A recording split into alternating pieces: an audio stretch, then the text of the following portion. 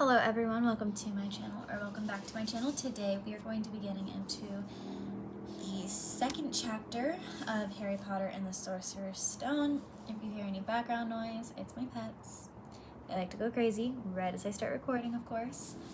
But without further ado, Chapter 2, The Vanishing Glass. Nearly 10 years had passed since the Dursleys had woken up to find their nephew on the front step, but Privet Drive had hardly changed at all. The sun rose on the same tidy front gardens and lit up the brass number 4 on the Dursleys' front door. It crept into their living room, which was almost exactly the same as it had been on the night when Mr. Dursley had seen that fateful news report about the owls. Only the photographs on the mantelpiece really showed how much time had passed. 10 years ago, there had been a lot of pictures of what looks like a large pink beach ball wearing different colored bonnets. But Dudley Dursley was no longer a baby, and now the photographs showed a large blonde boy riding his first bicycle, on a carousel at the fair, playing a computer game with his father, being hugged and kissed by his mother. The room held no sign at all that another boy lived in the house too. Yet Harry Potter was still there, asleep at the moment, but not for long. His Aunt Petunia was awake, and it was her shrill voice that made the first noise of the day. Up! Get up! Now! Harry Potter woke with a start. His aunt rapped on the door again. Up! She screeched. Harry heard her walking toward the kitchen and the sound of the frying pan being put on the stove. He rolled onto his back and tried to remember the dream he had been having. It had been a good one. There had been a flying motorcycle in it. He had a funny feeling he had had the same dream before. His aunt was back outside the door. Are you up yet? She demanded. Nearly, said Harry. Well, get a move on. I want you to look after the bacon, and don't you dare let it burn. I want everything perfect on Duddy's birthday. Harry groaned. What did you say? His aunt snapped through the door. Nothing. Dudley's birthday. How could he have forgotten? Harry slowly got out of bed and started looking for socks. He found a pair under his bed, and after pulling a spider off of one of them, put them on. Harry was used to spiders because the cupboard under the stairs was full of them, and that was where he slept. When he was dressed, he went down the hall into the kitchen. The table was almost hidden beneath all Dudley's birthday presents. It looked as though Dudley had gotten the new computer he wanted, not to mention the second television and the racing bike. Exactly why Dudley wanted a racing bike was a mystery to Harry, as Dudley was very fat and hated exercise. Unless, of course, it involved punching somebody. Dudley's favorite punching bag was Harry, but he couldn't often catch him. Harry didn't look at it, but he was very fast.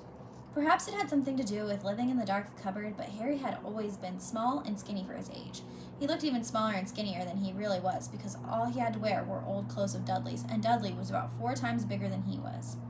Harry had a thin face, knobbly knees, black hair, and bright green eyes. He wore round glasses held together with a lot of Scotch tape because all of the times Dudley had punched him on the nose. The only thing Harry liked about his own appearance was a very thin scar on his forehead that was shaped like a lightning bolt. He had it as long as he could remember, and the first question he could ever remember asking his Aunt Petunia was how he had gotten it. In the car crash when your parents died, she had said, and don't ask questions. Don't ask questions. That was the first rule for a quiet life with the Dursleys. Uncle Vernon entered the kitchen as Harry was turning over the bacon. Comb your hair, he barked, by way of a morning greeting. About once a week, Uncle Vernon looked over the top of his newspaper and shouted that Harry needed a haircut. Harry must have had more haircuts than the rest of the boys in his class put together, but it made no difference. His hair simply grew that way all over the place. Harry was frying eggs by the time Dudley arrived in the kitchen with his mother. Dudley looked a lot like Uncle Vernon. He had a large pink face, not much neck, small, watery blue eyes, and thick blonde hair that lay smoothly on his thick, fat head. Aunt Petunia often said that Dudley looked like a baby angel. Harry often said that Dudley looked like a pig in a wig. Harry put the plates of egg and bacon on the table, which was difficult as there wasn't much room. Dudley, meanwhile, was counting his presents. His face fell. 36, he said, looking up at his mother and father. That's 2 less than last year. Darling, you haven't counted Auntie Marge's present. See, it's here, under the big one from Mommy and Daddy. All right, 37 then, said Dudley, going red in the face. Harry, who could see a huge Dudley tantrum coming on, began wolfing down his bacon as fast as possible in case Dudley turned the table over. Aunt Petunia obviously scented danger too, because she said quickly, "And we'll buy you another 2 presents while we're out today. How's that, Popkin? 2 more presents, is that all right?" Dudley thought for a moment. It looked like hard work. Finally, he said slowly, "So I'll have 39 sweetums," said Aunt Petunia. "Oh." Dudley sat down heavily and grabbed the nearest parcel. "All right, then." Uncle Vernon chuckled. "Little Tyke wants his money's worth, just like his father. Attaboy, Dudley." He ruffled Dudley's hair. At that moment, the telephone rang, and Aunt Petunia went to answer it, while Harry and Uncle Vernon watched Dudley unwrap the racing bike, a video game, a remote-control airplane, 16 new computer games, and a VCR. He was ripping the paper off a gold wristwatch when Aunt Petunia came back from the telephone looking both angry and worried. "Bad news, Vernon," she said. "Mrs. Figg's broken her leg. She can't take him." She jerked her head in Harry's direction. Dudley's mouth fell open in horror, but Harry's heart gave a leap. Every year on Dudley's birthday, his parents took him and a friend out for the day, to adventure parks, hamburger restaurants, or the movies. Every year, Harry was left behind with Miss Figg, a mad old lady who lived 2 streets away. Harry hated it there. The whole house smelled of cabbage, and Miss Figg made him look at photographs of all the cats she ever owned.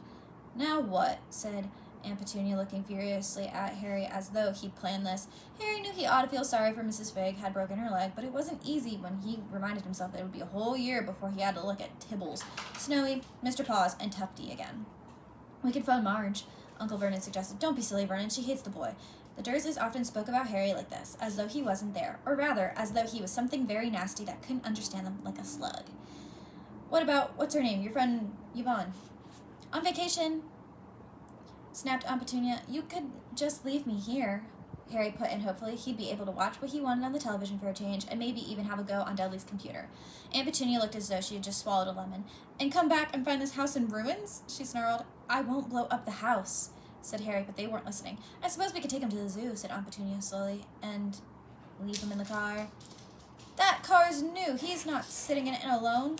Dudley began to cry loudly. In fact, he wasn't really crying. It had been years since he'd really cried, but he knew that if he screwed up his face and wailed, his mother would give him anything he wanted. Daddy-dums, don't cry. Mommy won't let him spoil your special day," she cried, flinging her arms around him. "I don't want him to come," Dudley yelled between huge pretend sobs. "He always spoils everything." He shot Harry a nasty grin through the gap in his mother's arm. Just then, the doorbell rang. "Oh, good Lord, they're here," said Aunt Petunia frantically, and a moment later, Dudley's best friend, Pierce Polkiss, walked in with his mother. Pierce was a scrawny boy with a face like a rat. He was usually the one who held people's arms behind their backs while Dudley hit them. Dudley stopped pretending to cry at once. Half an hour later, Harry, who couldn't believe his luck, was sitting in the back of the Dursleys' cars with Pierce and Dudley on the way to the zoo for the first time in his life. His aunt and uncle hadn't been able to think of anything else to do with him, but before they'd left, Uncle Vernon had taken Harry aside. "I'm warning you," he said, putting his large purple face right up close to Harry's. "I'm warning you now, boy. Any funny business, anything at all, and you'll be in that cupboard from now until Christmas." "I'm not going to do anything," said Harry, "honestly." But Uncle Vernon didn't believe him. No one ever did. The problem was, strange things often happen around Harry, and it was just no good telling the Dursleys he didn't make them happen. Once Aunt Petunia tired of Harry coming back from the barber's looking as though he hadn't been at all, had taken a pair of kitchen scissors and cut his hair so short he was almost bald, except for his bangs, which she left to hide the horrible scar. Dudley had laughed himself silly at Harry. He spent a sleepless night imagining school the next day, where he was already laughed at for his baggy clothes and taped glasses. Next morning, however, he had gotten up to find his hair exactly as it had been before Aunt Petunia had sheared it off. He had been given a week in his cupboard for this, even though he had tried to explain that he couldn't explain how it had grown back so quickly. Another time, Aunt Petunia had been trying to force him into a revolting old sweater of Dudley's, brown with orange puffballs. The harder she tried to pull it over his head, the smaller it seemed to become, until finally it might have fitted a hand puppet, but certainly wouldn't fit Harry. Aunt Petunia had decided it must have shrunk in the wash, and to his great relief, Harry wasn't punished. On the other hand, he had gotten into trouble for being fond of the roof of the school kitchens. Dudley's gang had been chasing him as usual when, as much to Harry's surprise as anyone else's, there he was sitting on the chimney. The Dursleys had received a very angry letter from Harry's headmistress telling them that Harry had been climbing school buildings, but all he tried to do, as he shouted at Uncle Vernon through the locked door of his cupboard, was jump behind the big trash cans outside the kitchen doors. Harry supposed that the wind must have caught him in mid-jump. But today, nothing was going to go wrong. It was even worth being with Dudley and Pierce to be spending the day somewhere that wasn't school, his cupboard, or Mrs. Figg's cabbage-smelling living room. While he drove, Uncle Vernon complained to Aunt Petunia. He liked to complain about things. People at work, Harry, the council, Harry, the bank, and Harry were just a few of his favorite subjects. This morning, it was motorcycles. Roaring along like maniacs, the young hoodlums, he said as a motorcycle overtook them. I had a dream about a motorcycle, said Harry, remembering suddenly. It was flying. Uncle Vernon nearly crashed into the car in front. He turned right around in his seat and yelled at Harry, his face like a gigantic beet with a mustache. Motorcycles don't fly. Dudley and Pierce snickered. I know they don't, said Harry. It was only a dream. But he wished he hadn't said anything. If there was one thing the Dursleys hated even more than his asking questions, it was his talking about anything, acting in a way it shouldn't. No matter if it was a dream or even a cartoon, they seemed to think he might get dangerous ideas.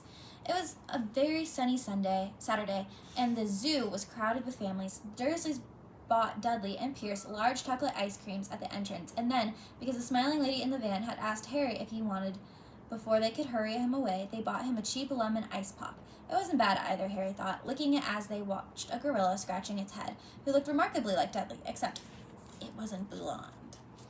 Harry had the best morning he had in a long time. He was careful to walk a little way apart from the Dursleys so that Dudley and Pierce, who were starting to get bored with the animals by lunchtime, wouldn't fall back on their favorite hobby of hitting him.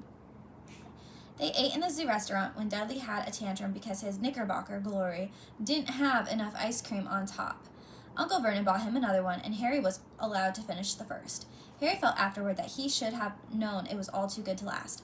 After lunch, they went to the reptile house. It was cool and dark in there, with lit windows all along the walls. Behind the glass, all sorts of lizards and snakes were crawling and slithering over bits of wood and stone. Dudley and Pierce wanted to see huge poisonous cobras and thick man-crushing pythons. Dudley quickly found the largest snake in the place. It could have wrapped its body twice around Uncle Vernon's car and crushed it into a trash can, but at the moment it didn't look in the mood. In fact, it was fast asleep. Dudley stood with his nose pressed against the glass, staring at the glistening brown coils. Make it move, he whined to his father.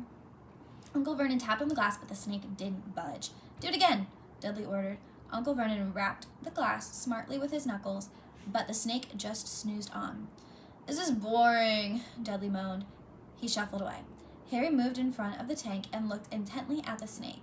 He wouldn't have been surprised if it had died of boredom itself. No company except stupid people drumming their fingers on the glass trying to disturb it all day long. It was worse than having a cupboard as a bedroom, where the only visitor was Aunt Petunia hammering on the door to wake you up. At least he got to visit the rest of the house. The snake suddenly opened its beady eyes. Slowly, very slowly, it raised its head until its eyes were on level with Harry's. It winked. Harry stared. He looked quickly around to see if anyone was watching. They weren't. He looked back at the snake and winked too. The snake jerked its head toward Uncle Vernon and Dudley, then raised its eyes to the ceiling. It gave Harry a look that said plainly, I get that all the time. I know, Harry murmured through the glass, though he wasn't sure the snake could hear him. It must be really annoying. The snake nodded vigorously. Where do you come from anyway? Harry asked. The snake jabbed its tail at a little sign next to the glass. Harry peered at it. Boa Constrictor, Brazil. Was it nice there? Boa Constrictor jabbed its tail at the sign again, and Harry read on. The specimen was bred in the zoo. Oh, I see. So you've never been to Brazil. As the snake shook its head, a deafening shout behind Harry made both of them jump. Dudley! Mr. Dursley, come and look at the snake! You won't believe what it's doing! Dudley came waddling toward them as fast as he could. Out of the way, you! He said, punching Harry in the ribs. Caught by surprise, Harry fell on the hard concrete floor. What came next happened so fast, no one saw how it happened. 1 second, Pierce and Dudley were leaning right up close to the glass. The next, they had leapt backward with howls of horror. Harry sat up and gasped. The glass front of the boa constrictor's tank had vanished. The great snake was uncoiling itself rapidly, slithering onto the floor. People throughout the reptile house screamed and started running for the exits. As the snake slid swiftly past them, Harry could have sworn a low hissing voice said, Brazil, here I come. Thanks, amigo. The keeper of the reptile house was in shock. But the glass, he kept saying. Where did the glass go? The zoo director himself made Aunt Petunia a cup of strong sweet tea while he apologized over and over again. Pierce and Dudley could only gibber. As far as Harry had seen, the snake hadn't done anything except snap playfully at their heels as it passed. But by the time they were all back in Uncle Vernon's car, Dudley was telling them how it had nearly bitten off his leg, while Pierce was swearing it had tried to squeeze him to death. But worst of all for Harry, at least, was Pierce calming down enough to say, "Harry was talking to it, weren't you, Harry?" Uncle Vernon waited until Pierce was safely out of the house before starting on Harry. He was so angry he could hardly speak. He managed to say, "Go, cupboard, stay, no meals," before he collapsed into a chair, and Opportunity had to run to get him a large brandy. Harry lay in his dark cupboard much later, wishing he had a watch. He didn't know what time it was, and he couldn't be sure the Dursleys were asleep yet. Until they were, he couldn't risk sneaking into the kitchen for some food. He lived with the Dursleys almost 10 years, 10 miserable, long years, as long as he could remember, ever since he'd been a baby and his parents had died in that car crash. He couldn't remember being in the car when his parents had died. Sometimes, when he strained his memory during long hours in his cupboard, he came up with a strange vision, a blinding flash of green light and burning pain on his forehead. This, he supposed, was the crash, though he couldn't imagine where all the green light had come from. He couldn't remember his parents at all. His aunt and uncle never spoke about them, and of course, he was forbidden to ask questions. There were no photographs of them in the house. When he had been younger, Harry had dreamed and dreamed of some unknown relation coming to take him away, but it had never happened. The Dursleys were his only family, yet sometimes he thought, or maybe hoped, that strangers in the street seemed to know him. Very strange strangers they were, too. A tiny man in a violet top hat had bowed to him once while out shopping with Aunt Petunia and Dudley. After asking Harry furiously if he knew the man, Aunt Petunia had rushed them out of the shop without buying anything.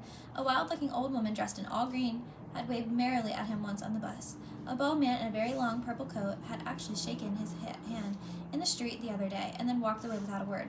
The weirdest thing about all these people was the way they seemed to vanish the second Harry tried to get a closer look. At school, Harry had no one. Everybody knew Dudley's gang hated the odd Harry Potter in his baggy old clothes and broken glasses, and nobody liked to disagree with Dudley's gang. Alright, that is the end of Chapter 2. Follow along and subscribe so you can see when I post Chapter 3 and turn on the post notifications. Like and comment if you want me to continue with the series after this book and what other series you will possibly want. I'm into thrillers, true crime. I like fantasy, so like Harry Potter, Percy Jackson, and all of that fun stuff. So yeah, subscribe, follow along for more, and I will see y'all in Chapter 3. Bye!